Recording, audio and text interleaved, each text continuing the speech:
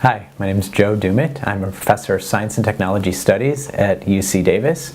I'm also a professor of anthropology, and I study how science changes. I'm an anthropologist who looks at how science changes, how scientists reproduce the next generation of scientists, and I look at how new instruments change the way science works. I look at how scientists investigate the world and how the tools that they use to investigate the world change what they're investigating.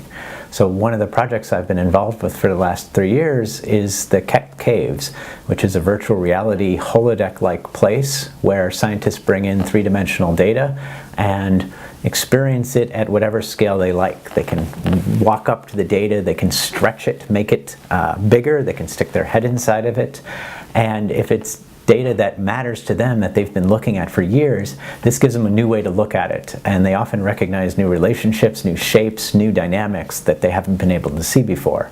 So to give you one example of that, here's a mathematician who has been designing a model of how snowflakes grow. And we brought his data from his model into the cave, and here what you're seeing in the white is the snowflake, and around it is the fog. And one of the things he was interested in is how snowflakes expand by having that little line between the edge of the snowflake and the air where there's fog. Here you can see it in color, and when we brought it into the cave, here they're experiencing it kind of walking across the top of it and seeing the shape of the fog. And well, myself and others were like, wow, this is really interesting. For the researcher, for Professor Grafner, this was a way of actually, he was recognizing structures in the fog that he hadn't seen before. And so this gave him more insight into the dynamics of it. And another thing that he was able to do here with an artist, Robin Hill, that he was working with, they were able to walk inside the snowflake and experience the shapes of that. And he's also able to see the kind of limits of the model that he made through this interaction.